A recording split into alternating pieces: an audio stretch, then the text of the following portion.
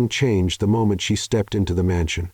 As she looked at a large portrait on the wall, her heart started racing, and then she asked, "Ma'am, why is the father of my daughter in the portrait hanging in your house?" Julia Fowler stood in front of the gate, her stomach in knots. The Hartford mansion rose before her like a palace out of an old movie. At 26, a single mom to a 4-year-old girl, Julia never thought she'd end up there. But losing her job at the restaurant where she'd worked for 3 years left her no choice.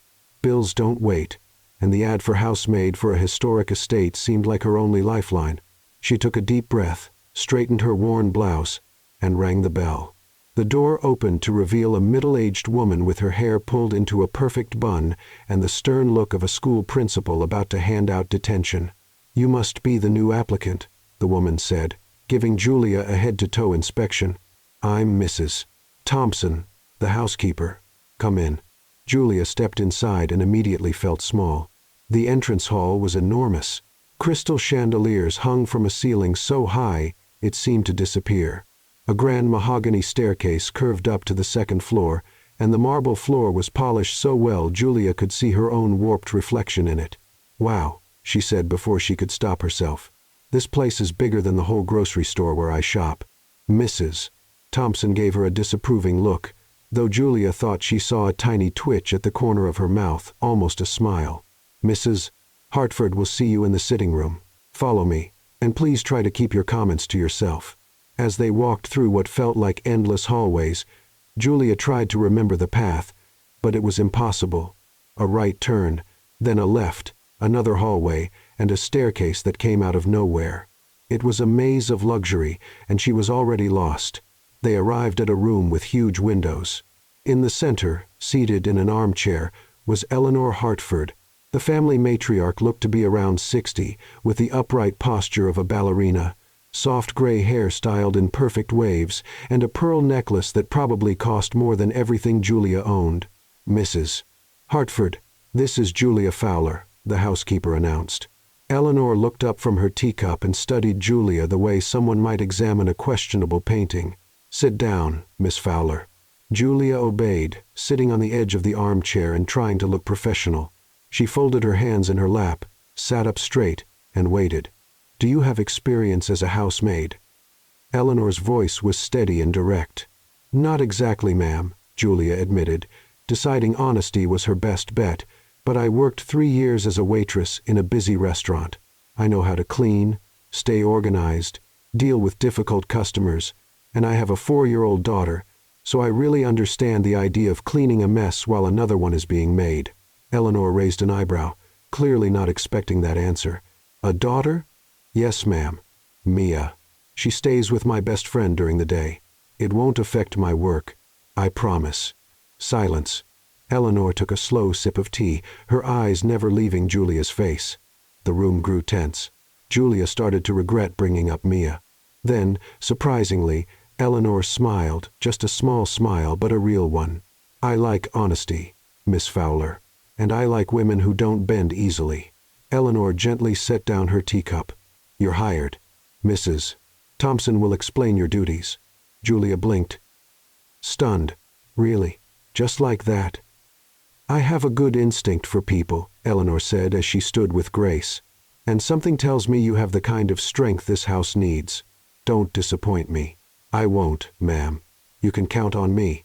Julia almost jumped out of the chair, excitement written all over her face. "Mrs. Thompson led Julia back through the hallways, explaining schedules, responsibilities, and house rules. Julia tried to focus, but her heart was still pounding from the excitement. Finally, something was going right in her life. They were walking down the main hallway when Julia noticed the walls. Huge gold-framed portraits covered nearly every inch. Generations of Hartfords stared out solemnly from their frames. Men in suits, women in elegant dresses, children who looked far too serious for their age. And then Julia stopped walking. Her whole body froze.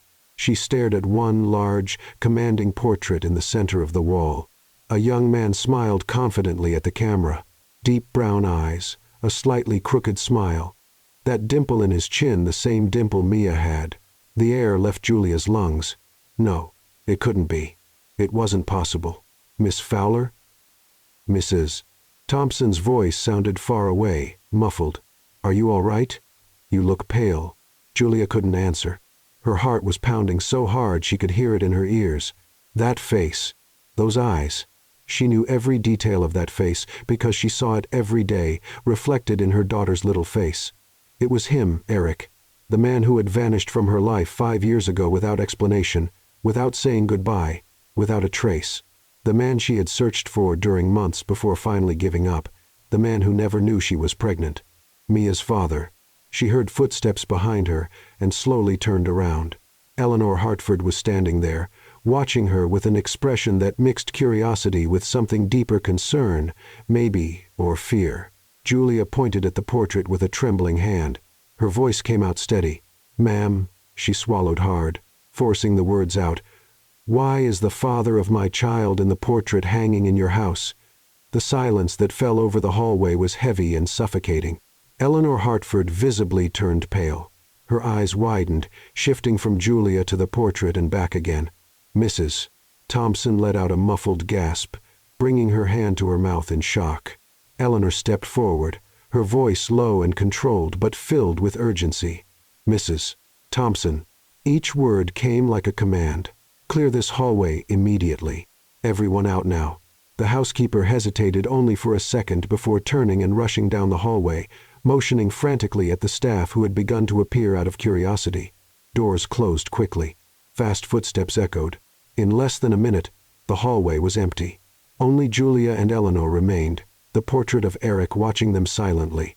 Eleanor fully turned to Julia, her face filled with a storm of emotions, shock, confusion, and something Julia couldn't quite name, fear, hope. Eleanor took a deep breath, trying to stay composed. "You're coming to my office now, and you're going to tell me everything. Absolutely everything." Julia nodded, still staring at the portrait. The man who had left her, the man who had vanished, Mia's father, was there, smiling from the walls of the Hartford mansion, and Julia was about to find out why. Eleanor Hartford walked ahead with firm steps, but Julia noticed that her hands were trembling slightly. The office was at the end of another long hallway, and with every step, Julia felt her heart tighten even more. When they entered, Eleanor closed the door with excessive care, as if afraid someone might hear. The office was elegant and serious. Bookshelves covered the walls. A mahogany desk stood at the center, and the scent of old leather and polished wood hung in the air. Eleanor pointed to a chair across from the desk. "Sit down." Julia obeyed, crossing her arms defensively. Eleanor walked to a sideboard, poured herself a glass of water with still shaking hands, and slowly turned around. "That portrait," Eleanor began, her voice calm but tense. "That's my son, Jacob Hartford, heir to Hartford Investments." Julia let out a short, humorless laugh. "Jacob? That's funny. The man I knew went by Eric. Just Eric. No fancy last name, no mansion, nothing but a backpack and stories about traveling the world." Eleanor closed her eyes for a moment, as if gathering strength. "Explain from the beginning." Julia took a deep breath. If she was going to tell it, she would tell it all, no fear, no shame. 5 years ago, I was working at a coffee shop in Charleston. One day, this handsome guy came in. Easy smile, laid-back attitude. He said he was traveling around the country, no rush, no specific destination. We started talking. He came back the next day. And the next. And the next. Julia paused. The memory was still vivid. He told me his name was Eric. That he was a backpacker. Had no family. Lived doing odd jobs here and there. We connected, you know. Eleanor didn't reply. But her face was pale. We spent 3 weeks together. They were the best 3 weeks of my life, Julia continued, her voice now edged with bitterness. He was funny, caring, different from anyone I'd ever met. And then one morning, he was just gone. No warning, no note, no explanation. He disappeared like he'd never existed. "And you got pregnant?" Eleanor said softly. "Bingo!" Julia clapped once sarcastically. "I found out 2 weeks after he vanished. I tried to find him, spent money I didn't have, trying to track him down. But how do you look for someone when you only know their first name? When everything they told you was a lie?"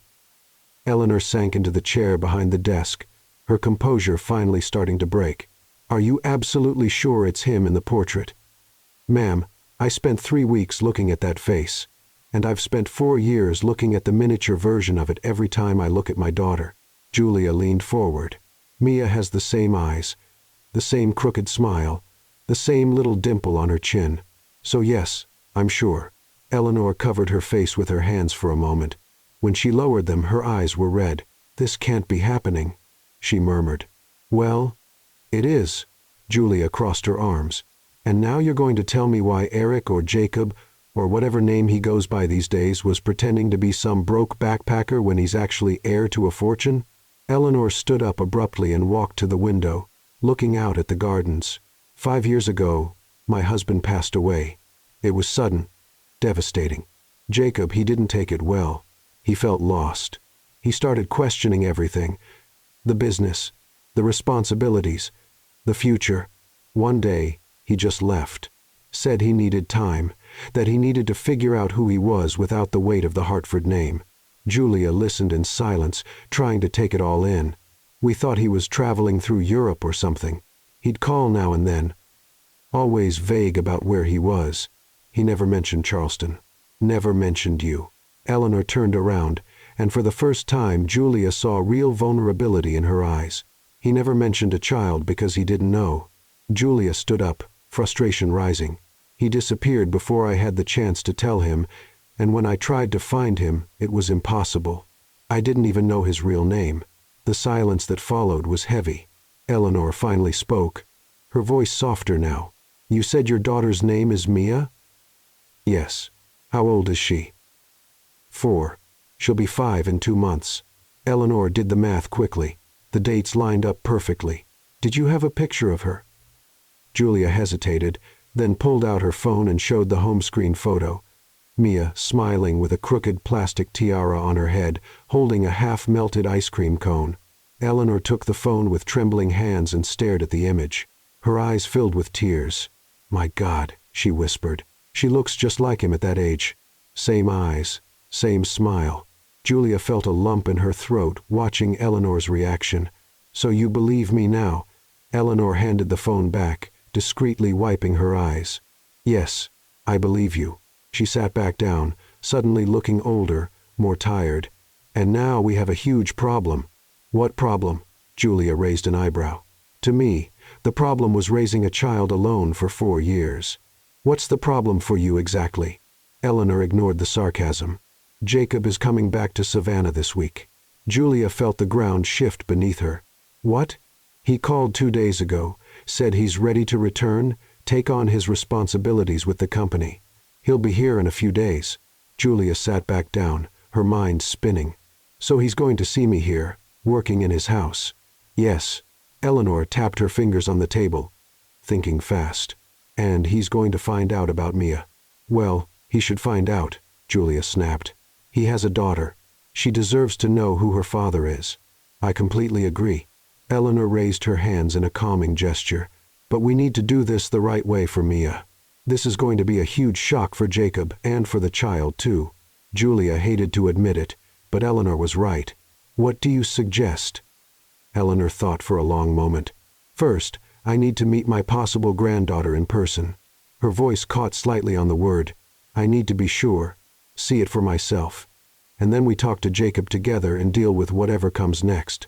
Julia took a deep breath. Part of her wanted to scream, cry, demand immediate answers. But the mother in her, the rational part, knew Eleanor was right. This wasn't about her, or about Eric or Jacob or whoever he really was. This was about Mia. All right. Julia finally agreed. But there are conditions. Eleanor raised an eyebrow. Conditions? If you're going to meet my daughter, you're going to treat her with respect. I won't let anyone make her feel less important just because she was born outside of some wealthy family's marriage. I would never do that, Eleanor said, and there was genuine sincerity in her voice. And one more thing, Julia pointed a finger. When Eric or Jacob, or whatever his name is, comes back, I want to be there when he finds out. He owes me that. He owes me an explanation. Eleanor nodded slowly. I accept your terms. She stood and extended her hand formally. Come back tomorrow. Bring Mia. We'll talk, get to know each other properly, and then we wait for Jacob. Julia shook her hand, still trying to process how her whole life had just been turned upside down in less than an hour. As Eleanor walked her to the door, Julia glanced once more at the portrait in the hallway. Eric's smiling face stared back at her, unaware of the chaos his lies had caused. "Get ready, Eric," Julia whispered under her breath, "because you're about to learn that actions have consequences." And for the first time since she arrived at the mansion, Julia smiled a small, determined smile. She was going to get her answers. Finally. Julia could barely remember the bus ride back home. Her mind kept spinning, trying to make sense of everything she had learned. Eric was Jacob Hartford. The aimless backpacker was actually a millionaire heir. The man who had vanished from her life was the son of one of the wealthiest families in Savannah. When she finally walked into the small apartment she shared with Kayla, her best friend was in the kitchen making sandwiches for Mia. "Well?" Kayla turned around excited. "How did it go? Did you get the job? Is the mansion as amazing as they say?" Julia let her bag fall to the floor and dropped onto the worn-out couch. "Kayla, you're not going to believe what happened." Kayla picked up on the tone right away and quickly took Mia to the bedroom to watch a cartoon. She came back and sat beside Julia. "What is it? Were they rude to you? Did they treat you badly?" "Worse." Julia covered her face with her hands. "I found Mia's father." Kayla blinked, confused. "What do you mean you found him? He was at the mansion." "Not exactly. He was in a portrait at the mansion." "Julia, you're speaking in code. Just tell me what happened." Julia told her everything, every detail. The portrait, the real name, the fortune, Eleanor, the deal. Kayla listened wide-eyed, her mouth slowly falling open in shock. Wait. Kayla raised her hands. "You're telling me the same Eric who ditched you while you were pregnant is actually Jacob Hartford, heir to $1 billion fortune?" "Million. But yes. And he pretended to be a broke backpacker, apparently. And now his mom wants to meet Mia." "Exactly." Kayla sat in silence for a moment, trying to process. Then she burst out laughing loud and amazed. "Girl, your life turned into a telenovela. This is not funny, Kayla." Julia jumped up and started pacing. "How am I supposed to explain this to Mia? She keeps asking about her dad every week. And now what am I going to say? That her dad is rich, lied about everything, and is just going to show up in her life out of nowhere?" Kayla stood and gently held Julia's shoulders. "Breathe. You're going to handle this the way you handle everything, one step at a time." She gave her an encouraging smile. "And hey, at least now you have answers, and maybe even child support." Julia let out a short laugh in spite of everything. "You're terrible. I'm realistic." Kayla gave her shoulder a pat. "Now come eat something. Tomorrow you go face the rich lady and show her that Julia Fowler doesn't back down from anyone." That night, Julia could barely sleep. She stared at the ceiling, imagining what the next day's meeting would be like. The next morning, Julia gently woke Mia. "Good morning, sweetheart. Today, Mommy needs to take you somewhere special." Mia rubbed her sleepy eyes. "Where, Mommy?" "To the house where Mommy is going to work. There's a nice lady who wants to meet you." "Why?" Julia smiled as she brushed her daughter's curls. "Because you're too special not to be known." Mia accepted the answer with a child's simplicity and was soon dressed in her best little floral dress, holding Julia's hand as they waited for the bus. When they arrived at the Hartford mansion, Julia's stomach flipped again, but this time she had Mia by her side, and that gave her extra courage. Eleanor greeted them at the door herself, and Julia noticed she was clearly nervous. Her hands trembled slightly as she knelt down to Mia's level. "Hello, sweetheart. You must be Mia."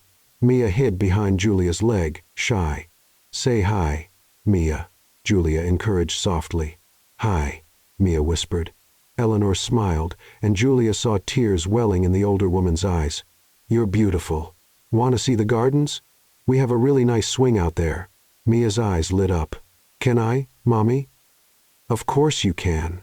They walked out to the gardens, and Julia watched as Eleanor patiently and kindly showed everything to Mia. The little girl quickly shed her shyness, running through the perfect lawn and laughing. When Eleanor pushed the swing, Julia felt a tightness in her chest. It was strange watching her daughter connect with the grandmother she never knew she had. After a while Mia explored the flower beds with childlike curiosity, Eleanor sat beside Julia on a stone bench. "She's perfect," Eleanor said quietly, discreetly wiping her eyes. "And you've done a wonderful job raising her on your own." "That's clear." Julia looked at her, surprised by the sincerity. "I just did what any mother would do." Eleanor stayed quiet for a moment before watching Mia. "Jacob wasn't always like this," she began softly. "Before he lost his father, he was responsible, focused, committed. But when my husband died, something broke in him. He couldn't handle the pressure, the expectations. I think running away was the only way he found to breathe." "That still doesn't excuse lying to me," Julia said firmly. "No, it doesn't," Eleanor agreed. "But maybe it explains it. He was trying to be someone else, someone who didn't have to carry the Hartford name. And in the process, he created an even bigger weight. A daughter he doesn't even know exists." Eleanor nodded sadly. "He needs to know. He needs to take responsibility." "I couldn't agree more." They sat in silence, watching Mia chase a butterfly through the garden, her laughter filling the air. Then they heard hurried footsteps. "Mrs. Thompson appeared on the porch, clearly flustered. "Mrs. Hartford," she called, trying not to shout. The driver just called. "Mr. Jacob's plane landed early. He's on his way. He'll be here in less than 15 minutes." Julia felt her blood run cold. Eleanor turned pale. "Already?" "He wasn't supposed to arrive until tomorrow. There was a change of plans, ma'am. He's coming straight from the airport." Julia stood too, her heart racing. 15 minutes. In 15 minutes, I'll be face to face with Eric for the first time in 5 years. "Mia, come here, sweetie," Julia called, trying to keep her voice steady. Mia ran to her, holding a flower she had picked. "Look, Mommy. Isn't it pretty? Very pretty, honey." Julia lifted her into her arms, her heart pounding so hard she was sure Eleanor could hear it. Eleanor touched her arm. "Do you want to leave?" "We can do this another time." Julia thought for a moment. She could run, avoid the confrontation, delay the inevitable. But then she looked at Mia, who stared at her with those brown eyes so much like Eric's. "No." Her voice came out steady. "I've waited 5 years for answers. I'm not running now." Eleanor nodded, respecting her decision. "Then let's wait inside. Mrs. Thompson, please bring tea to the sitting room." They went in, and Julia sat down with Mia on her lap, the little girl playing with the flower, unaware of the tension in the air. Eleanor sat stiffly in her armchair, her hands tightly clasped together. Time seemed to stop. Every second dragged on forever. Julia counted in her head. 10 minutes. 8. 5. Then they heard it, the unmistakable sound of a car pulling up on the gravel outside. Doors opening. Footsteps on the porch. A man's deep voice thanking the driver. Julia held her breath. The front door opened. Firm footsteps echoed across the marble hallway. Getting closer to the sitting room, Eleanor stood tense. Julia held Mia closer, and then he appeared at the entrance to the room. Jacob Hartford, older, more refined, dressed in a flawless suit that probably cost more than Julia paid in rent for an entire year. He looked at his mother first, and started to smile. "Mom, I..." Then his eyes landed on Julia, and the world stopped. The smile froze on his face. The color drained from his cheeks. He dropped his suitcase with a dull thud. "Julia." His voice was hoarse, stunned, shocked. Julia stood up slowly, placing Mia behind her. "Hi, Eric." Her voice dripped with sarcasm. "Or should I say Jacob?" He stood frozen in the doorway, his eyes bouncing from Julia to Eleanor and back to Julia. "What? How? What are you doing here?" Julia crossed her arms, every muscle tight. "Surprised?" Jacob stood frozen at the entrance, completely stunned. His eyes scanned Julia's face like he was trying to make sure she was real and not just a dream. "Julia," he repeated, his voice unsteady. What are you doing here? How did you find me?" Julia let out a dry, humorless laugh. "Find you? I didn't even know you existed, sweetheart. I came here looking for a housekeeping job. Imagine my surprise when I saw your lying little face hanging on the hallway wall. Housekeeping?" Jacob blinked, confused. "You don't understand." I understand just fine." Julia stepped forward, sarcasm sharp in every word. "Let me guess, Eric the backpacker doesn't exist.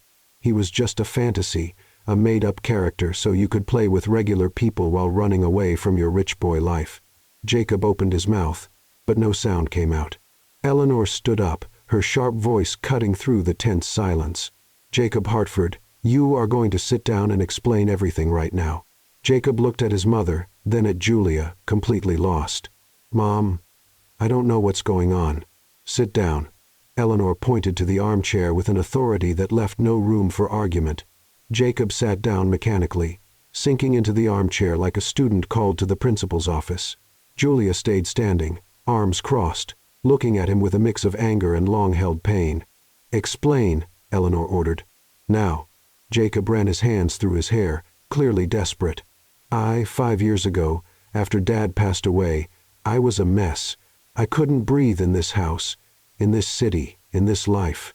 All the expectations, the pressure, the company, it was too much.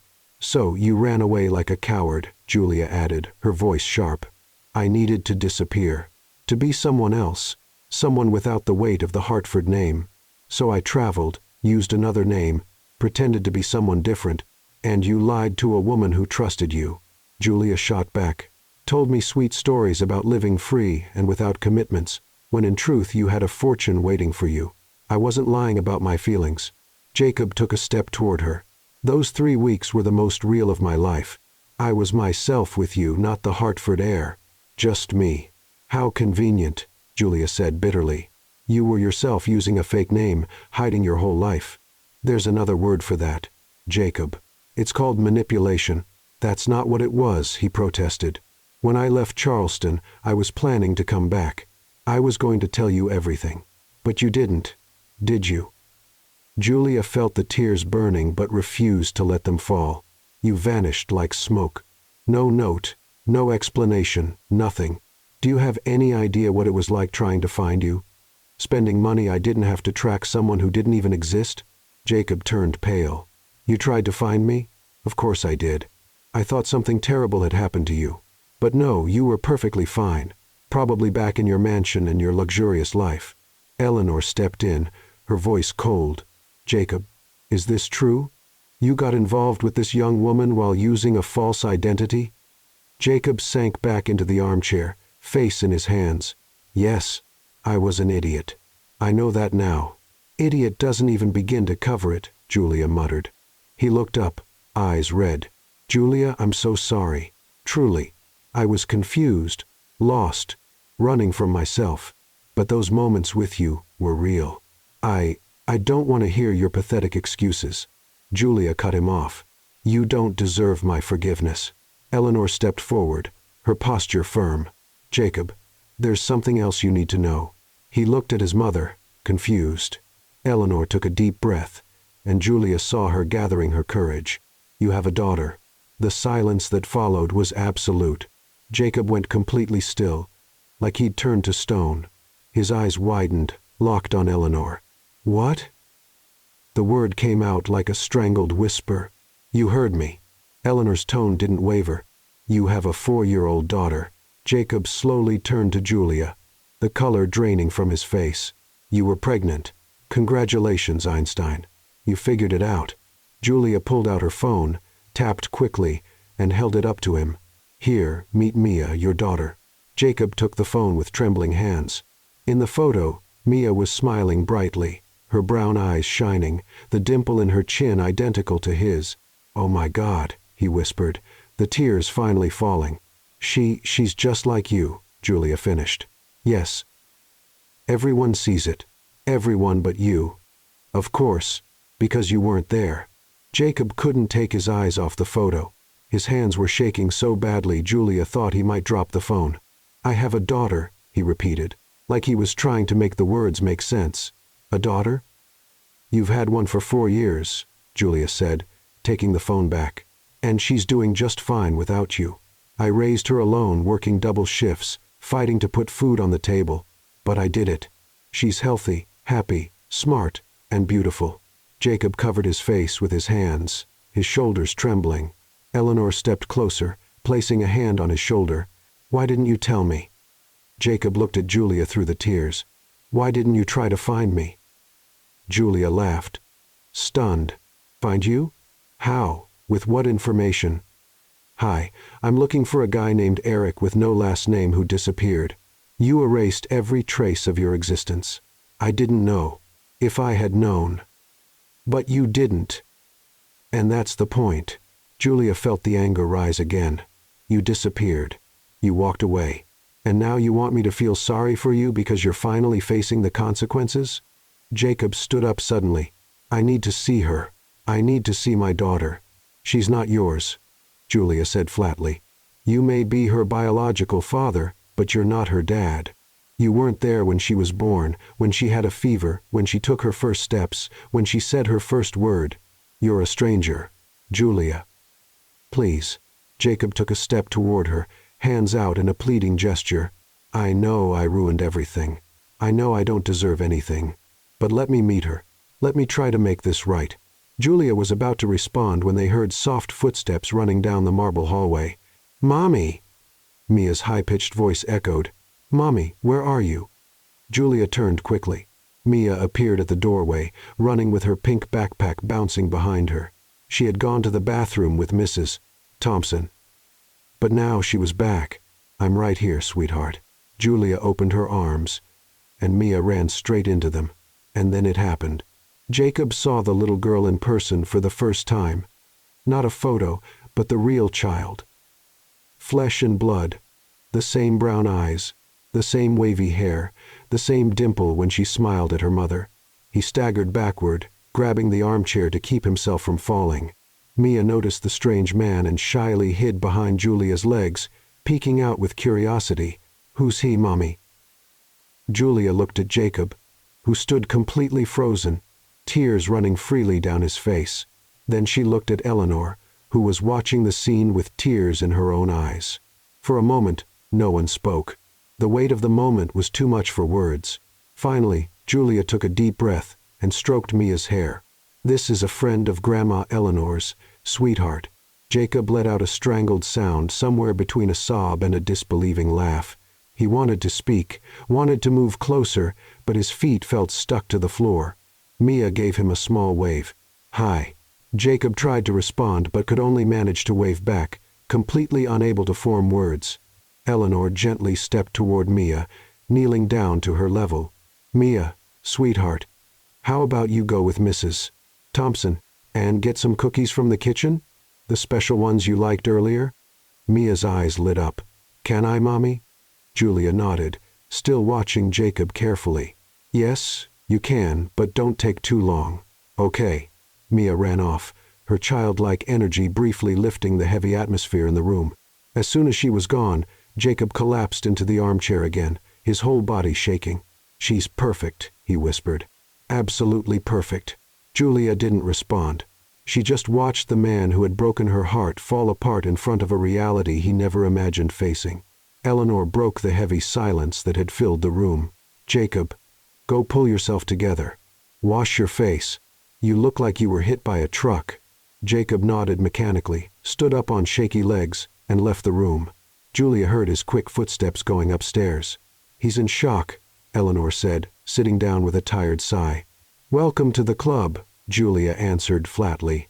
I had 4 years to process. He's had 5 minutes. Eleanor looked at her with something close to admiration. You're very strong, Julia. I didn't have a choice.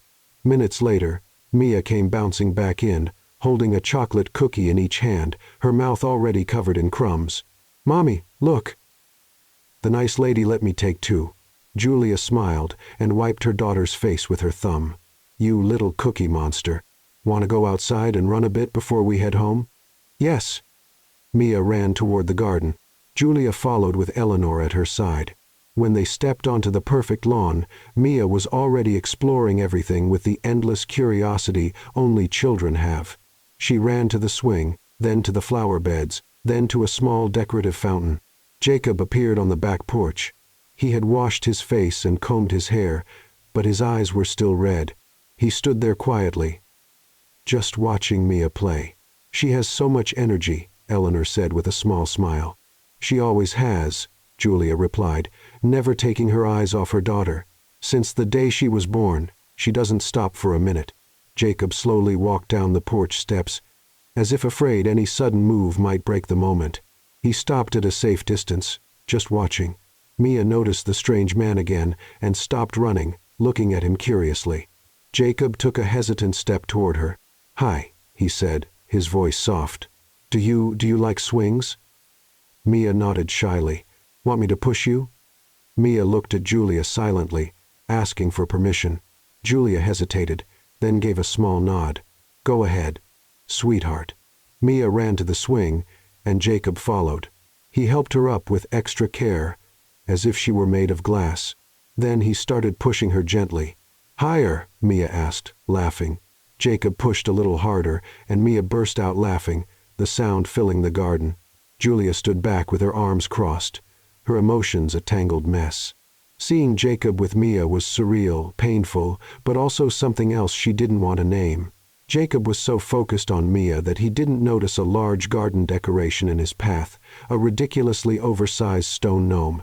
As he stepped back to get a better angle to push the swing, his foot hit the gnome. He stumbled, arms flailing to keep his balance, and landed hard on the grass with a loud thud. Julia couldn't help herself. She burst out laughing, loud and genuine. "Graceful as ever, Eric," she teased. Jacob looked up at her from the ground, his expression a mix of embarrassment and relief at seeing Julia laugh. Even Mia was laughing, pointing at him. "The man fell." Jacob smiled as he stood up, brushing grass off his expensive suit. "That gnome was giving me a weird look. I had to teach him a lesson." Mia laughed even harder, and Julia felt something inside her soften just a little. Eleanor stepped closer, watching the scene with eyes shining from held-back tears. "She has his laugh," she murmured to Julia. "When Jacob was little, he laughed just like that." Julia didn't reply, but she couldn't deny it. The resemblance was striking. After a few more minutes in the garden, Julia decided it was time to go. "Mia, come on, sweetheart. We have to catch the bus already." Mia pouted. "But I wanted to play more." "We'll come back another day," Eleanor quickly said, looking to Julia for confirmation. Julia nodded, though a bit reluctantly. "Another day?" "Yes." As Julia grabbed Mia's backpack, Jacob walked over, hesitating. "Julia, can we talk alone? Just 5 minutes." Julia looked at Eleanor. "Could you take Mia to get some more cookies while we talk?" Eleanor smiled and held out her hand to Mia. "Come, sweetheart. Let's see if we can find strawberry cookies this time." Mia eagerly took her hand, and the two of them went back into the house. Jacob and Julia were left alone in the garden. An uncomfortable silence settled between them. "I don't even know where to start," Jacob finally said. "How about starting with why it took you 5 years to grow up and take responsibility?" Julia suggested sharply. Jacob sighed and ran a hand through his hair. "I know I messed everything up. I don't have an excuse. But Julia, those 3 weeks with you were real. My feelings were real. And you still left. I was a coward. I was running away from everything and everyone, including myself." He looked her in the eye. "But I never stopped thinking about you. How convenient to remember now," Julia replied. Jacob took a step closer. "Let me meet my daughter. Let me be a part of her life. Let me try to fix this." Julia studied his face, looking for any sign of dishonesty, but all she saw was genuine desperation. "It's going to take time," she said finally, "and you'll follow my rules. No showing up out of nowhere. No confusing her. Everything gradual on my timeline." "Anything," Jacob agreed at once. "Whatever you want." Julia was about to respond when Mrs. Thompson appeared on the porch holding a phone. "Mr. Jacob, I'm sorry to interrupt, but it's urgent. Miss Vanessa is on the line. She's quite upset." Jacob visibly went pale. "Vanessa?" Julia repeated, raising an eyebrow. "Who's Vanessa?" Jacob looked like a cornered animal. "It's complicated." "Uncomplicated," Julia said, crossing her arms. "Mrs. Thompson, always up to date on mansion gossip, couldn't resist. Vanessa Reed, his fiancée." The world stopped. Julia stared at Jacob, who looked like he wished the ground would open up and swallow him. "Fiancé?" Her voice was dangerously quiet. "You're engaged." "I was." Jacob rushed to clarify. "I mean, technically I still am. But technically?" Julia took a step toward him, eyes flashing. "You're engaged, And didn't think that was important to mention while talking about being part of your daughter's life? It's not what you think. And what exactly should I be thinking, Jacob? Julia was shaking with anger. That you're a man with a fiancé who just found out he has a secret daughter. How do you think your bride-to-be is going to feel about that? I'm going to break it off, Jacob said desperately. I was planning to do it even before I knew about Mia. Sure you were, Julia replied, her voice dripping with sarcasm. Mrs. Thompson, still on the porch, added at the worst possible moment. Miss Vanessa said she's arriving tomorrow morning, Mr. Jacob. She wants to discuss the wedding plans. Julia looked at Jacob with an expression that could freeze fire. Wedding plans? Wonderful. Julia. Wait. No. Julia raised a hand. I don't want to hear it. You're the same coward from 5 years ago. The only difference is you wear an expensive suit now. She turned toward the house and called out firmly, Mia, we're leaving. Mia came running, a cookie in each hand again. Already, Mommy? Yes. Eleanor appeared behind Mia, sensing the tension. Julia, thank you for your hospitality, Mrs. Hartford, Julia said formally, but I think it's best if we don't come back anytime soon. Julia, please, Jacob begged, following her. Let me explain. Julia turned to him at the mansion's entrance, Mia holding her hand. You know what the difference is between you and a real man, Jacob? She didn't wait for an answer. A real man doesn't run away, doesn't lie, and definitely doesn't get engaged while hiding a secret daughter. I didn't know about Mia, but you knew you'd left me with no explanation. You knew you were a coward, and still you kept being one. She picked Mia up and walked out the front door without looking back. Jacob stood in the hall, Eleanor beside him, the sound of the door closing echoing like a gunshot. You're engaged? Eleanor asked, her voice cold. Mom, I can explain. Then explain quickly, because Vanessa Reed is arriving tomorrow morning. The next morning, the Hartford mansion was in chaos. Mrs. Thompson rushed back and forth, organizing everything for Vanessa Reed's arrival, while whispering frantically with the other staff about what had happened the day before. I heard he has a secret daughter, one of the maids murmured. And the mother is the new employee, that Julia woman. Another added. Imagine when Miss Vanessa finds out.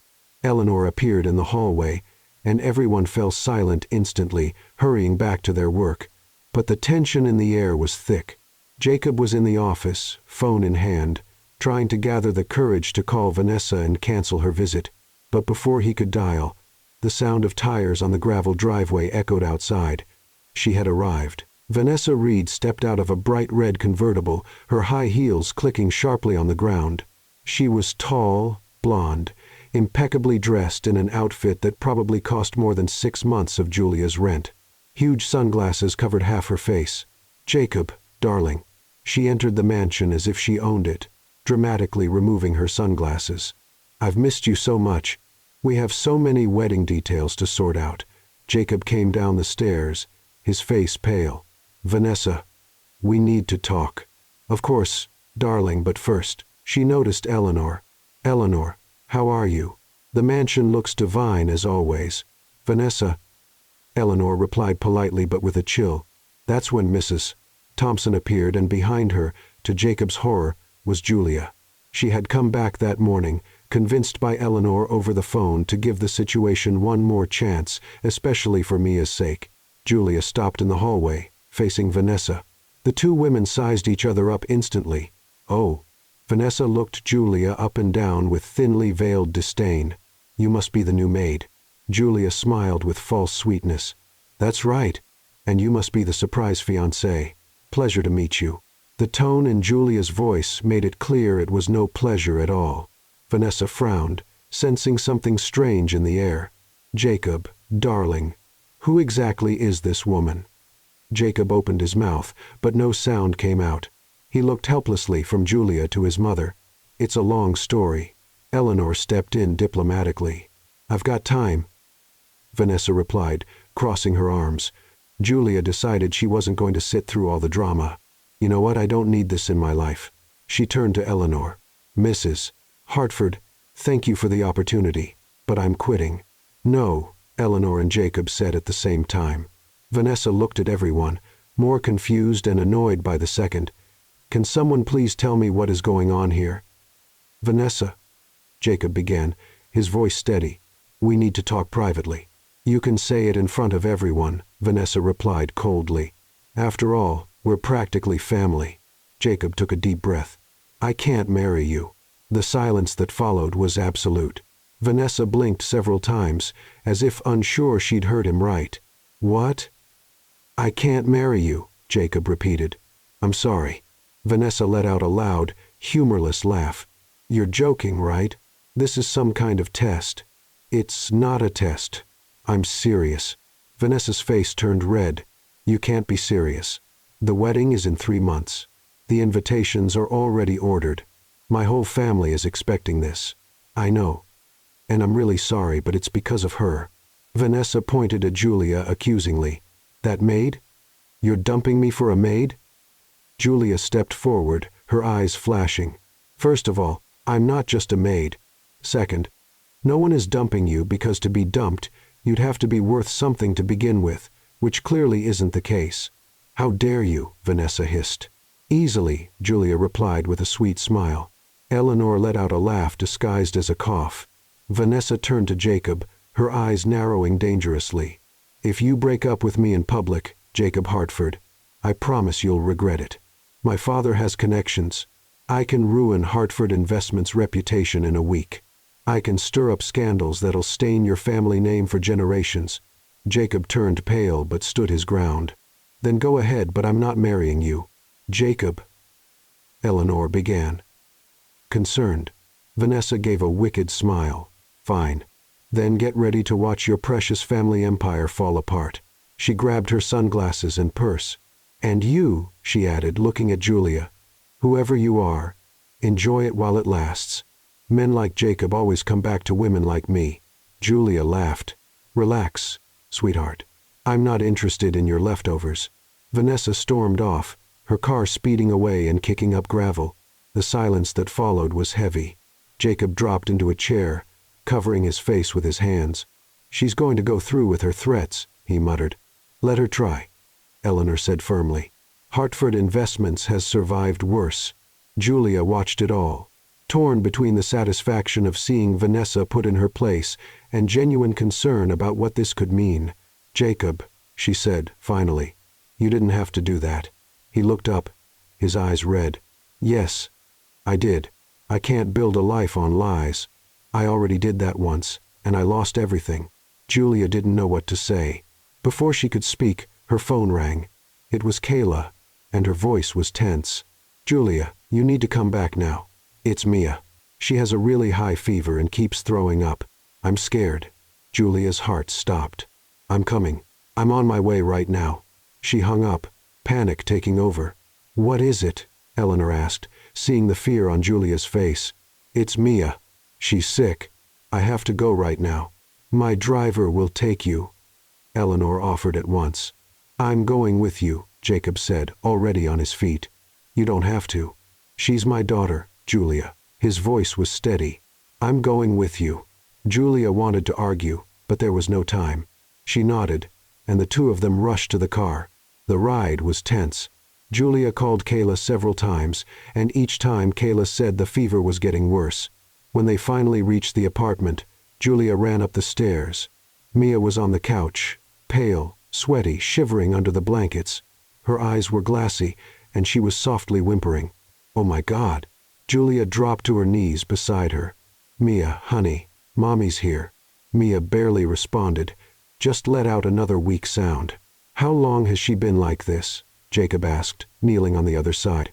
It started about an hour ago, Kayla replied, visibly shaken. The fever won't go down. Julia touched Mia's forehead and felt the burning heat. We need to get her to the hospital now. Jacob didn't hesitate. He gently lifted Mia in his arms, and the little girl instinctively curled up against him, even in her feverish state. My car's outside. Let's go. They rushed down the stairs. Julia got in the back seat.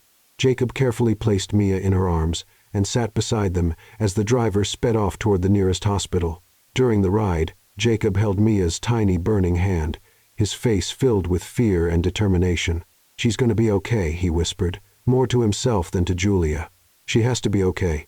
Julia looked at him and saw the real fear in his eyes.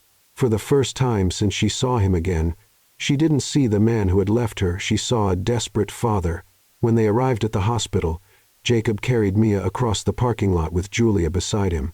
They entered the emergency room, and nurses quickly took Mia into a treatment room.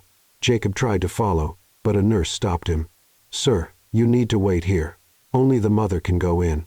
"But she's my daughter." Jacob's voice cracked with desperation. The nurse hesitated, looking at Julia, who nodded. "Let him in. He's her father." They entered the emergency room together, where doctors were already examining Mia. While they waited, holding on to each other without realizing it, Jacob whispered, "I'm sorry for everything, Julia. Please let me make this right. Let me be the father she deserves." The doctor, Dr. Patterson, a woman in her 50s with a kind but professional expression, examined Mia carefully while Julia held her daughter's little hand. Jacob stood on the other side of the bed, tense and quiet. "It's a strong viral infection," the doctor explained after a few minutes. "Nothing serious, but she needs IV fluids and monitoring. We'll keep her here for a few hours to lower the fever and make sure she stays stable." Julia's knees nearly gave out with relief. "She's going to be okay." "She'll be just fine, Doctor," Patterson said with a reassuring smile. "Kids this age bounce back quickly. We just need to make sure she stays hydrated." They moved Mia to a private room, and a nurse set up an IV. Mia whimpered as the needle went in, and Jacob instinctively took her other hand. "Hey, sweetheart," he said gently. "You know what this is? It's a magic potion like the ones the princesses drink in the cartoons." Mia looked up at him with red, teary eyes. "Magic potion? That's right. It's going to make you strong again, even stronger than a superhero." Mia gave a faint little smile, and Julia felt something tighten in her chest. For the next few hours, Jacob didn't leave Mia's side. He told silly stories, made funny animal voices, and even attempted a disastrous duck impression that made Mia really laugh for the first time since she got sick. "That duck is broken," Mia said, her voice still weak but amused. "Broken? I'm the best duck in all of Savannah," Jacob replied, making even more ridiculous noises. Julia watched from her chair in the corner, her emotions swirling inside her. Seeing Jacob with Mia like this patient, funny, truly caring, was breaking down the walls she had built around her heart.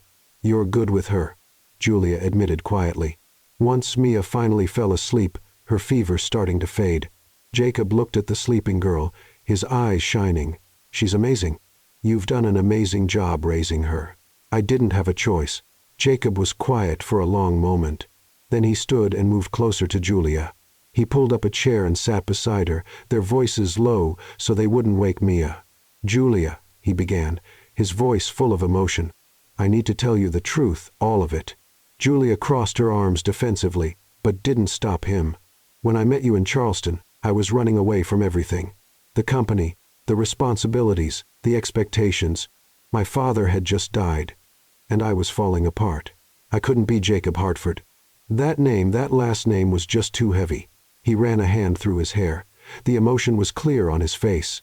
"So I became Eric, just a regular guy. No complicated past, no planned future, just someone living in the moment." He looked straight at her. "And then I met you. Those 3 weeks were the most real thing I've had in years," Jacob continued, his voice cracking. "For the first time in a long time, I laughed like I meant it. I smiled. I felt, and I fell in love." Julia let out a bitter laugh. What a romantic way to describe a lie. "It wasn't a lie," Jacob said. "My feelings were real. You were real. What we had was real. But you weren't," Julia shot back, the tears finally falling. "You were a fantasy, an illusion." "I was me," Jacob insisted. "I just had the wrong name. The man who fell for you, who stayed up talking for hours, who laughed at your terrible jokes in the cafe. That was me. The real me." Julia wiped her tears, angry now. "Then why did you leave? If it was all so real, so true, why did you just disappear?" Jacob closed his eyes. The pain was written all over him. "Because I was scared. Scared that if you found out who I really was, you'd hate me. Scared to bring you into this complicated life. Scared I couldn't be the man you deserved, because at that time, I could barely function. So, you decided for me. Julia said, her voice breaking. You decided I couldn't handle it. You thought it was better to leave me than to give me a choice. I know it was cowardly. It was selfish. Jacob took her hands. And Julia didn't pull away. But Julia, you have to understand, I was broken, emotionally wrecked. I thought I was protecting you. Protecting? Julia laughed without joy. You left me pregnant and alone. How exactly was that protection? I didn't know. Jacob's voice rose a bit, but he quickly caught himself, remembering Mia was sleeping. If I had known. Julia, I swear on everything I never would have left. Never. Julia looked at him, searching for lies, for signs he wasn't being honest. But all she saw was genuine pain and deep regret. You owe me 5 years, she whispered. 5 years of Mia growing up without a father. 5 years of her asking where her dad was. 5 years of me making up stories and lying to protect her little heart. I know, Jacob squeezed her hands. And I'll spend the rest of my life making it up to you if you'll let me, if you'll give me a chance. Julia was about to answer when they heard a sound from the bed. Mia was moving, waking up slowly. She opened her eyes, still a little groggy from the medicine and fever. Mommy. Her voice was soft. I'm right here, honey. Julia immediately went to the bed, brushing her daughter's hair gently. Mia looked around, confused. Then spotted Jacob. The man from the fancy house is here. Jacob smiled and came closer. I am. I came to check if you're feeling better. Mia looked at him with that serious focus only children seemed to have, like she was studying something important. You're nice, she finally decided. Jacob laughed, the emotion clear in his eyes. You're really nice too. Are you going away again? Mia asked, and the innocence in her voice hit Jacob like a punch. No, he answered, his voice steady. I'm not going anywhere. I promise. Mia seemed satisfied with the answer. Then, without thinking much, without fully understanding the weight of the word, she said something that stopped time. Okay, Dad. The silence that followed was deafening. Julia froze, her eyes wide. Jacob stood completely still, as if he'd forgotten how to breathe. Tears began falling from his eyes before he even realized.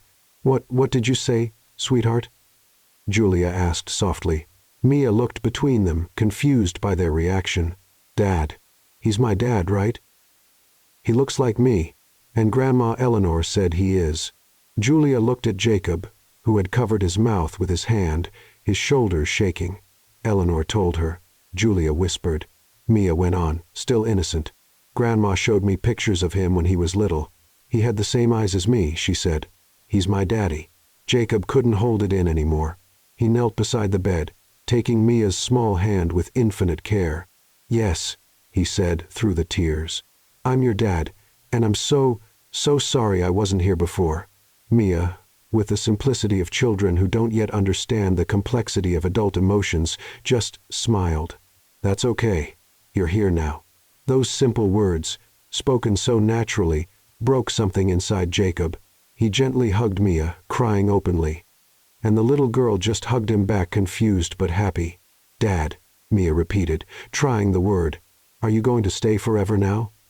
Jacob looked at Julia over Mia's head, his eyes pleading for permission, for forgiveness, for a chance. Julia wanted to stay angry. She wanted to keep her guard up. But looking at Mia so happy to finally have a dad, she felt those walls begin to crack. He's going to visit a lot, Julia finally said, her voice soft but firm. But slowly.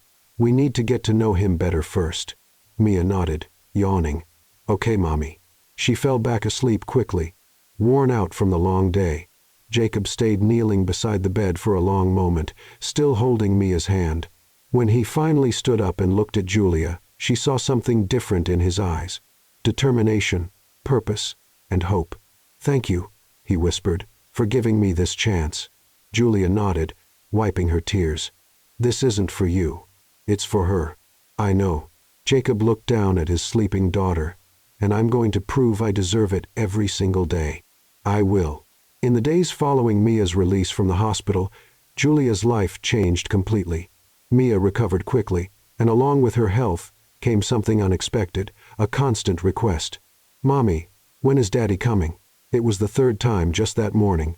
Julia was trying to fold laundry in the tiny living room. while Mia was drawing at the coffee table. "He said he'd come after lunch, sweetheart. I already told you. But has lunch already passed?" Mia asked for the 5th time. "Not yet. What about now?" Still no. Julia sighed but couldn't help smiling. Seeing Mia so excited was comforting, even if it meant hearing the same question every 5 minutes.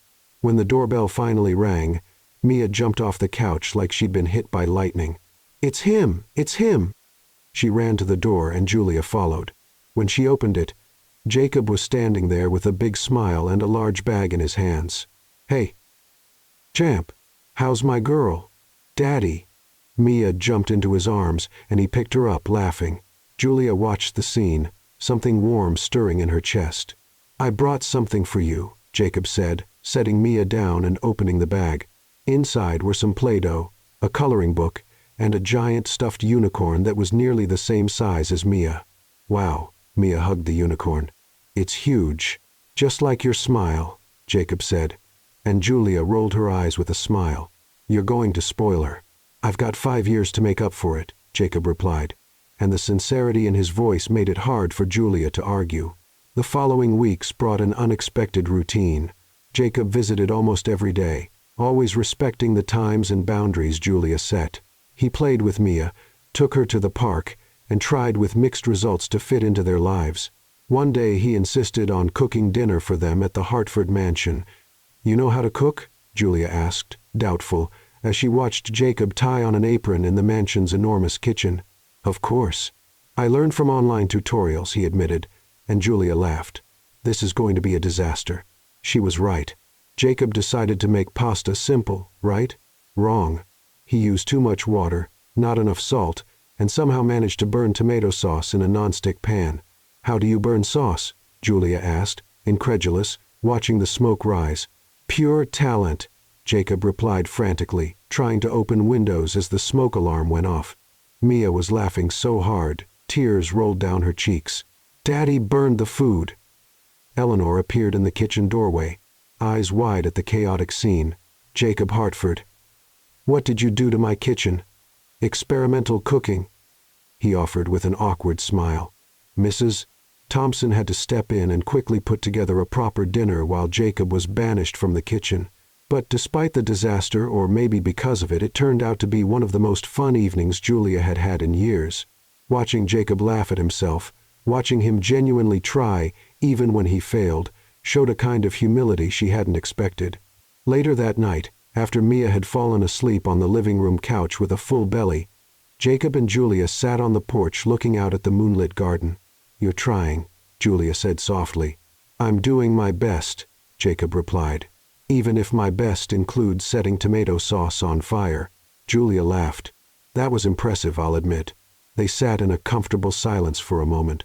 "Julia," Jacob began hesitantly, "I know we still have a long road ahead, but are you starting to forgive me? Even just a little?"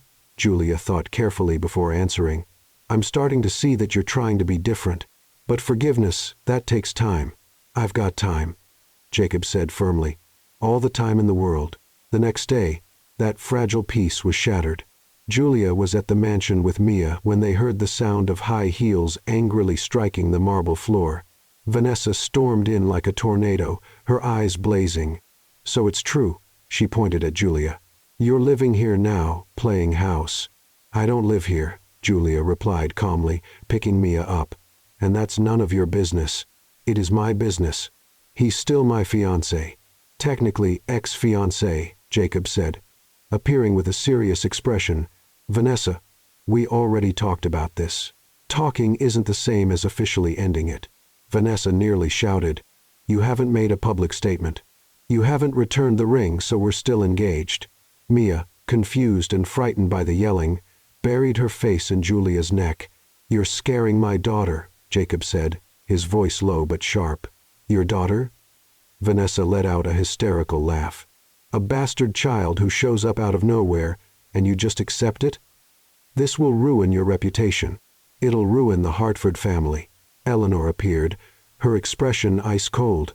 "Vanessa Reed, you will leave my house now or I'll have you escorted out." "Not until Jacob admits publicly that he's making a mistake." Jacob stepped forward, shielding Julia and Mia. You know what my mistake was, Vanessa? Getting engaged to someone who only cares about appearances and status. Mia is not a mistake. She's my daughter, and I will absolutely acknowledge her. Vanessa went pale. You wouldn't dare. I'll do more than that, Jacob said firmly. I'm officially ending our engagement. I'll tell all of Savannah I have a beautiful daughter I'm getting to know, and I don't care if it hurts my reputation or the company. My daughter matters more than any business. The silence that followed was total. Vanessa looked around, realizing she had lost. You'll regret this, Jacob Hartford, she said, her voice trembling with rage. All of you will. She stormed off, and the sound of the door slamming echoed through the mansion. Mia lifted her head from Julia's shoulder. She was mean. She was a little mean, Julia agreed, gently stroking her daughter's hair. Jacob stepped closer, still slightly shaking from the adrenaline. Were you serious? Julia asked about the public announcement. Absolutely. Jacob looked at Mia with tenderness. She's my daughter. I won't hide her like she's some shameful secret. I'll shout it from the rooftop of Hartford Investments if I have to. Eleanor came closer and placed her hand on her son's shoulder, pride in her eyes. Your father would be proud. You're finally becoming the man you were meant to be. Jacob looked at Julia, hope shining in his eyes. I'm trying for her, for both of you. Julia felt the walls around her heart begin to crack a little more. The next morning, Jacob did exactly what he said he would. He called a press conference at Hartford Investments and stood in front of the cameras with the honesty of someone who had nothing left to hide. Julia was watching from the mansion, Mia playing on the floor beside her while the live broadcast aired on TV. Good morning, Jacob began, his voice steady but filled with emotion. I called you here today because I need to be honest about something important in my life. Cameras clicked non-stop. Reporters leaned forward, eager. 5 years ago, I went through a very difficult time after losing my father. I ran away from my responsibilities for my family, for myself. During that time, I met an extraordinary woman. We fell in love. And then out of fear, I disappeared from her life. Whispers echoed around the room. What I didn't know, Jacob continued, tears beginning to form, is that she was expecting my child, a beautiful little girl named Mia, who's 4 years old and whom I only met recently. Chaos erupted. Flashbulbs went off. Reporters shouted questions all at once. Jacob raised his hand, asking for silence. I know I made terrible mistakes. I was a coward. I was selfish. I abandoned someone who trusted me. And because of that, I missed out on 4 years of my daughter's life. His voice broke. But now that I know she exists, I'm going to do everything in my power to be the father she deserves. I don't care about scandal, about reputation, about what people will say about me. My daughter is more important than anything else. At the mansion, Julia felt tears run down her cheeks. Kayla, who was visiting, squeezed her hand. He really did it. Kayla whispered, amazed. He did, Julia agreed, her voice tight with emotion. Social media exploded. Hashtags about Jacob Hartford started trending, but to everyone's surprise, the public reaction was positive. Finally, a rich man taking responsibility. One tweet read, his honesty is refreshing. Admitting mistakes in public takes courage. Another said, of course, not everything was positive. Vanessa took to social media with her own dramatic statement, painting herself as the victim, but her attempt to gain sympathy fell flat when old videos of her being rude to staff and waiters started surfacing. Karma, Julia muttered as she watched the news. In the days that followed, reporters tried to find Julia and Mia. Photographers showed up near their apartment, even at the park where Mia played. It was frightening. Jacob immediately hired discreet security to protect them. Eleanor insisted they temporarily move into the mansion where proper security was available. I don't want to be a burden, Julia protested. You're not a burden, Eleanor said firmly. You're family, and family protects family. Julia finally agreed, and for the first time she and Mia officially moved into the Hartford mansion. Mia was thrilled. A huge room just for her, a giant garden to play in, and her father nearby every time she called. Mommy, this is like a castle. Mia twirled around her new room, her eyes shining. It's pretty big, huh? Julia admitted, still adjusting. When a particularly pushy reporter tried to confront Julia at the grocery store showing up suddenly with cameras, Jacob stepped in like a human shield. She said she doesn't want to give interviews. Respect that. His voice was firm, protective. Mr. Hartford, the public wants to know. The public has no right to my family's privacy. Jacob cut him off. Now leave, before I call security. Julia watched it all in surprise. Seeing Jacob defend her so fiercely, protect Mia with such determination, showed a side of him she had never seen before. Later that night, after Mia had gone to sleep, Julia found Jacob in the library. "Thank you," she said softly, "for today at the store." Jacob looked up from the book he was pretending to read. "You don't have to thank me. It's my job to protect you." Even so, Julia sat down in the armchair across from him. "You're really trying, Jacob. I can see that." His eyes lit up with hope. "Does that mean you're starting to trust me?" Julia thought carefully. "I'm starting to believe that you've changed, that you want to change." "It's a start." Jacob smiled, and it was a genuine smile full of gratitude. "That's more than I deserve." Eleanor entered the library just then, looking a little flustered. "Jacob, I need your help in the office. I'm looking for an important document, and I can't find it." "What document?" Jacob stood up. "The company papers your father mentioned before he passed. He said he left something important locked away. I've never been able to find it." The three of them went to the office that had belonged to the Hartford patriarch. It was a room Eleanor rarely entered, kept mostly untouched since his death. They began searching methodically. Drawers, files, bookshelves. Jacob examined the large mahogany desk, opening every compartment. "There's something odd here," he murmured, tapping the side of a drawer. "It sounds hollow." He pressed on different parts of the wood until there was a soft click. A hidden panel opened on the side of the drawer, revealing a secret compartment. Inside was a yellowed envelope sealed with red wax. On the envelope, written in elegant handwriting, "For my son, Jacob. Open when you're ready to come home."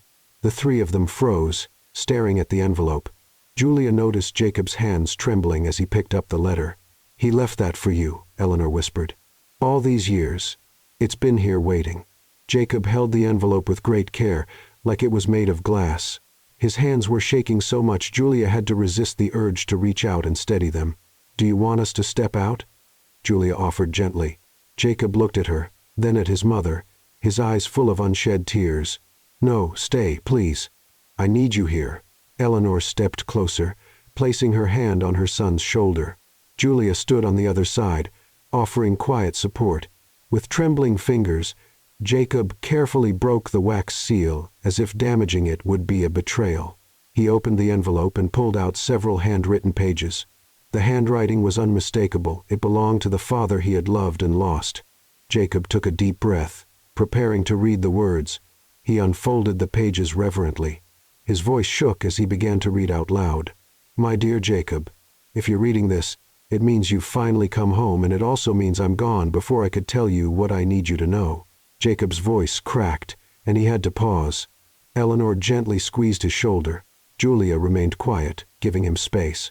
He took another breath and went on. "I know I've put too much pressure on you. I see it in your eyes every day.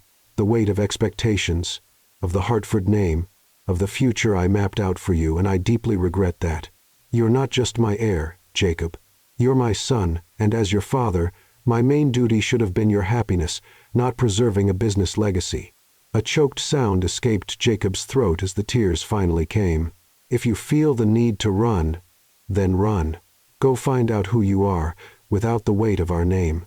Live like a regular person for a while. Discover what brings you joy. You have my blessing even if I can't say it in person."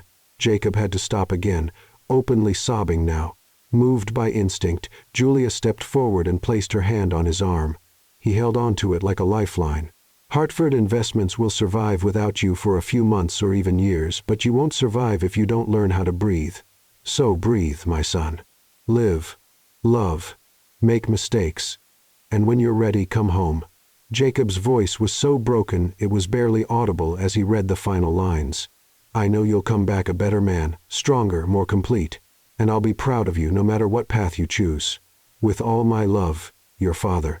The silence that followed was deep and sacred. Jacob held the pages against his chest, crying like a child. Eleanor wrapped her arms around him, crying too.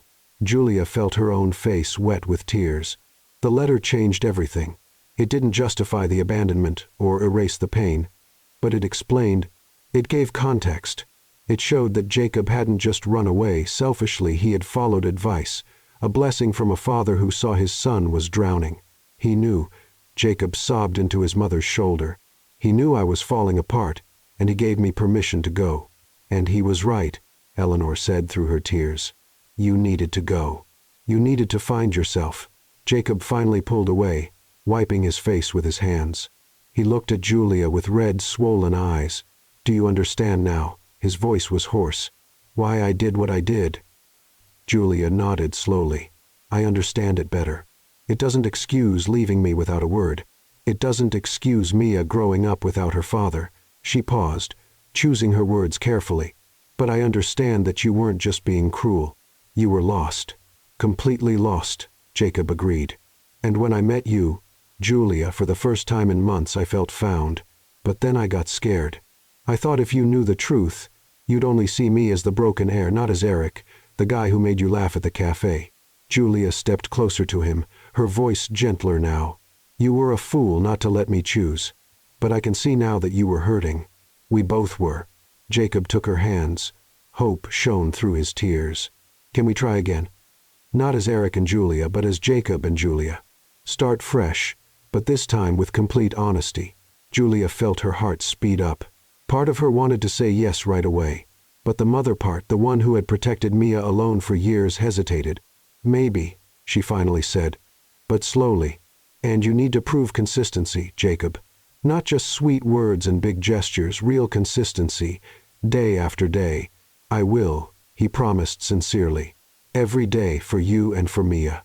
Eleanor, still wiping away tears, smiled through the emotion.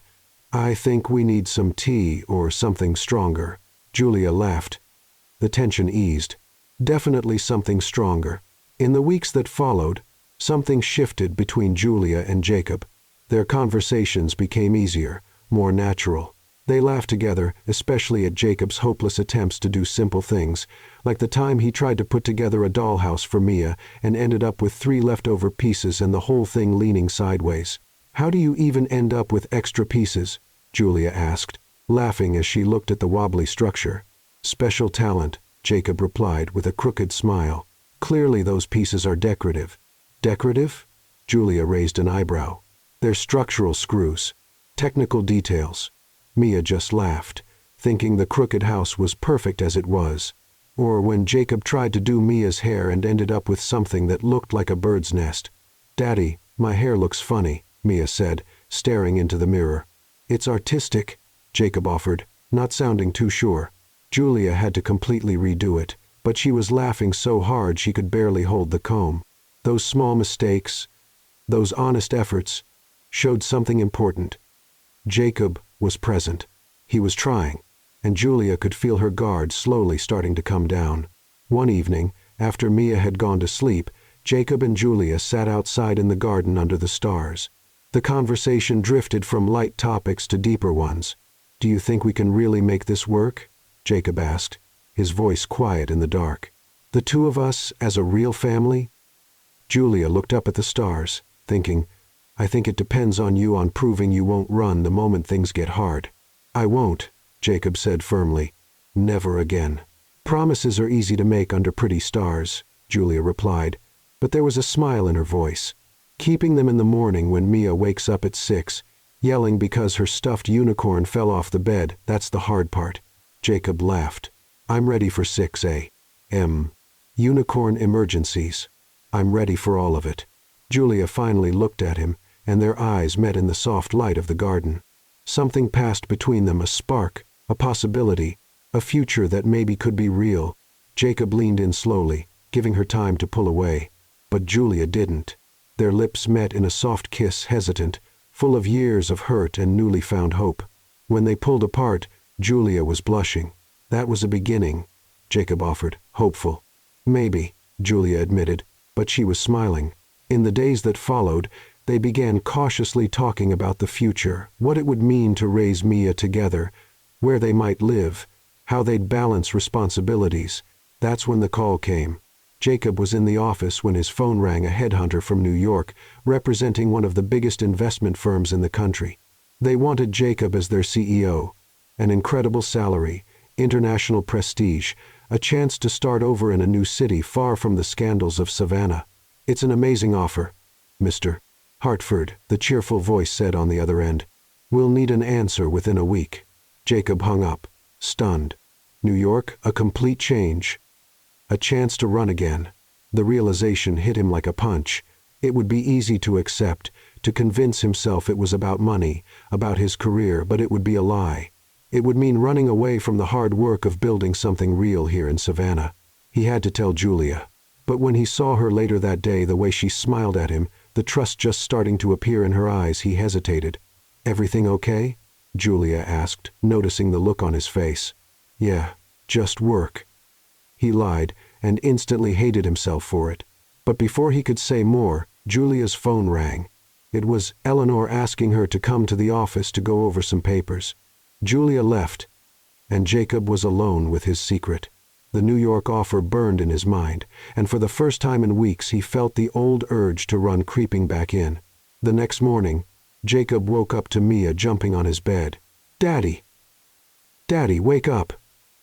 He opened his eyes, seeing her excited little face inches from his own. "Good morning, sweetheart. What time is it?" 6:30. Grandma said there are pancakes. Jacob groaned but smiled. This was what mattered. Not tempting offers in New York, not convenient escapes. This little girl jumping on his bed at 6:30 in the morning. He picked up his phone and typed a quick email. "Thank you very much for the offer, but I must decline. My place is here with my family. Sincerely, Jacob Hartford." He hit send before he could change his mind. Over breakfast, Eleanor noticed something different about him. "You seem lighter," she said. "I am," Jacob replied, watching Mia drown her pancakes in too much syrup. "I made an important decision." "Want to share later?" He smiled. "First, I need to talk to Julia." He found her in the garden reading while Mia played nearby. "Julia, can we talk?" She looked up, closing her book. "Of course. Everything all right?" Jacob sat beside her on the bench. "I got a job offer in New York, CEO of a major company." He saw her face pale, panic rising in her eyes. "You're going to?"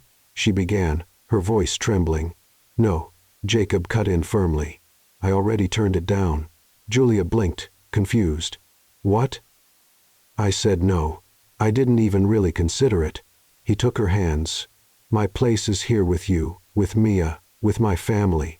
Julia felt tears of relief sting her eyes. "Are you sure?" "It's a big opportunity. I'm absolutely sure." Jacob squeezed her hands. "No career is worth more than my daughter than you." Julia couldn't help it. She hugged him tightly, burying her face in his shoulder.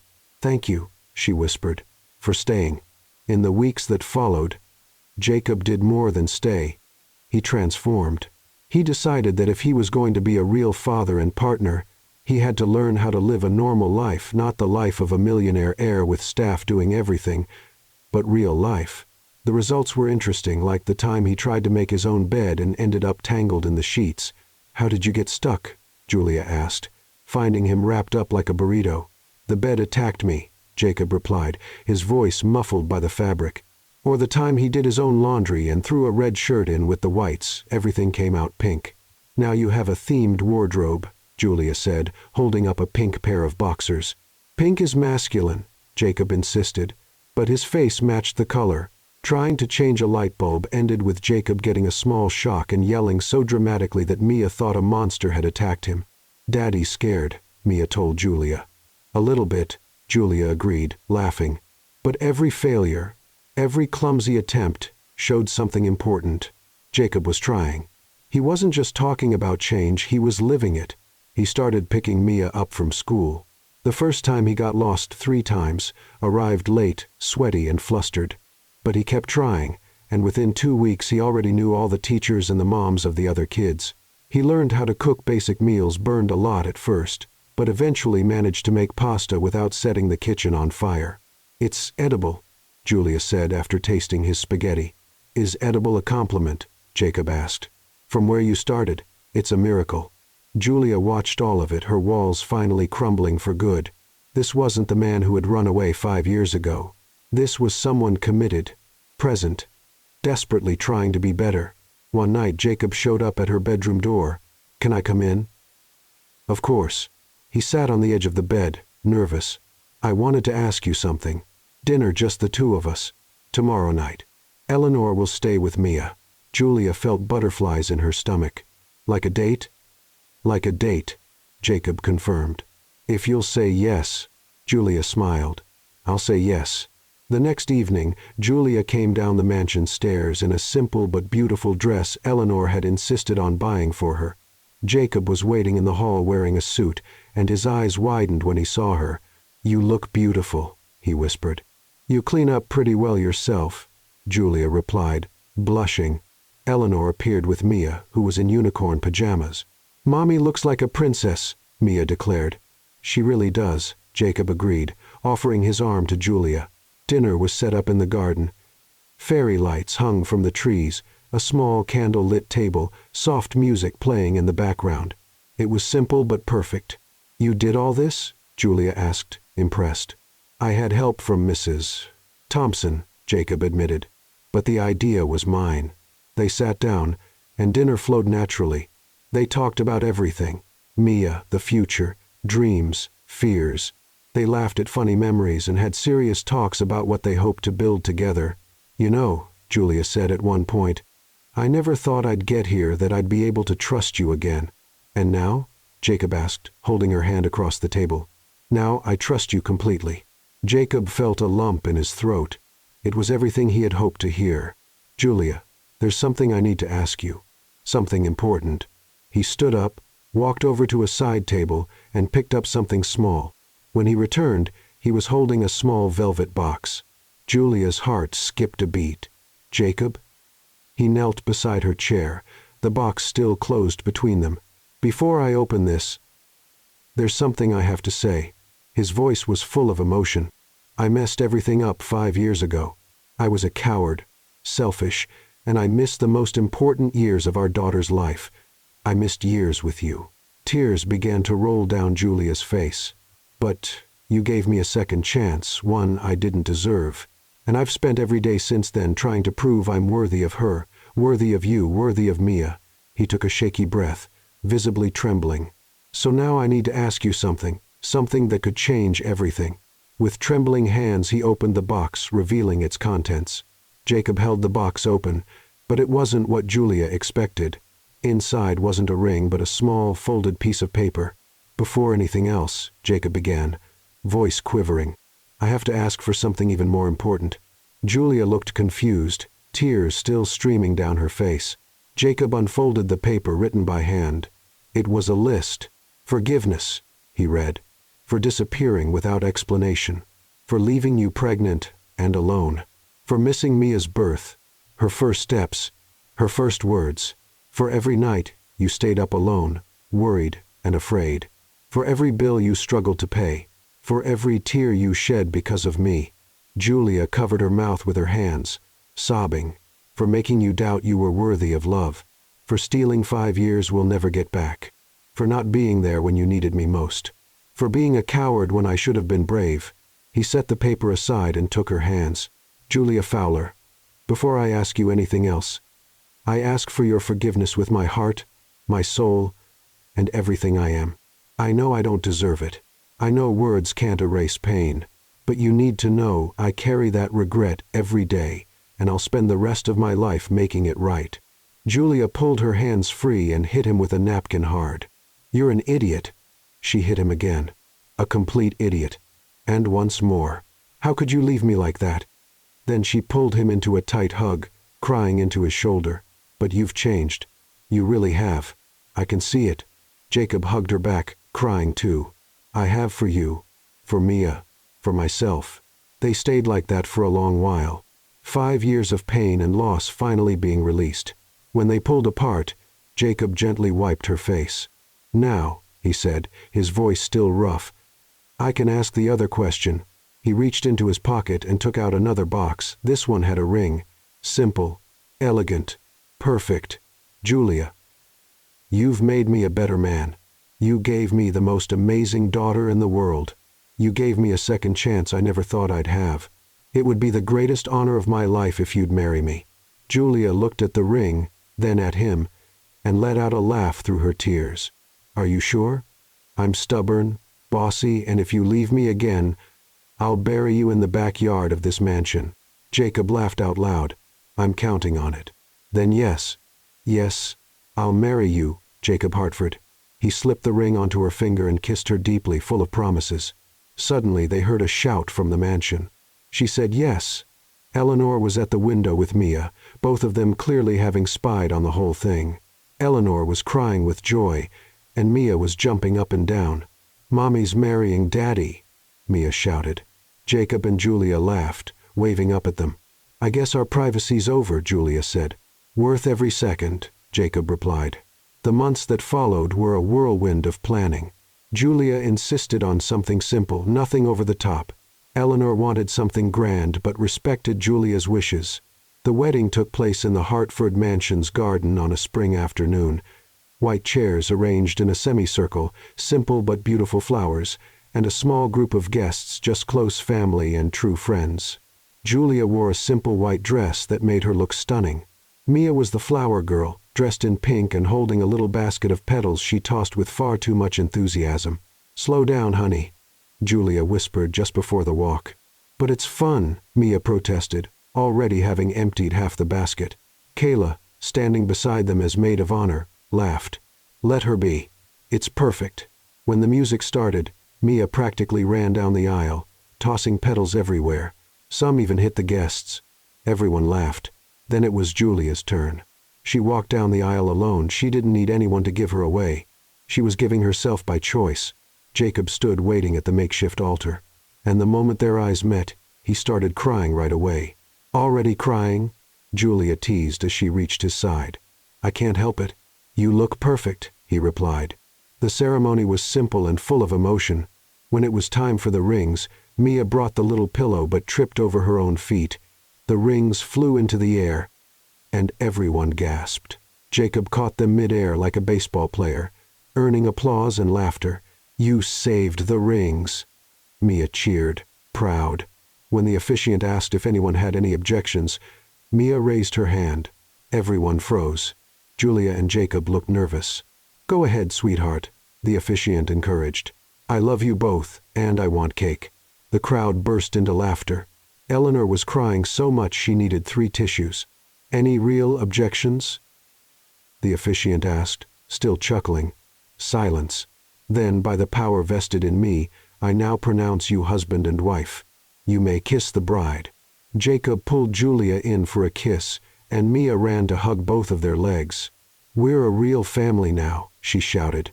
The reception was small and filled with laughter. Jacob tried to give a heartfelt speech, but Mia kept interrupting with, "Dad, can we eat cake now?" When they finally cut the cake, Mia managed to smear frosting on both of their faces. Easily the best photo of the day. Later, as they danced their first dance, Julia whispered, "You know you're stuck with my terrible jokes for the rest of your life, right?" "Can't imagine anything better," Jacob replied, and waking up early with Mia jumping on the bed. "Can't wait. And my friends constantly evaluating you. Kayla already approved me. I survived the worst." Julia laughed and leaned her head on his shoulder. "I love you, Jacob Hartford, even if you're a bit of an idiot sometimes. I love you, Julia Hartford. Thank you for giving me a second chance." They danced under the garden lights, with Mia eventually joining them, forming a little family circle. Eleanor watched from a distance, her heart full. Her son had found redemption. Her daughter-in-law had found the love she deserved, and her granddaughter now had the complete family every child should have.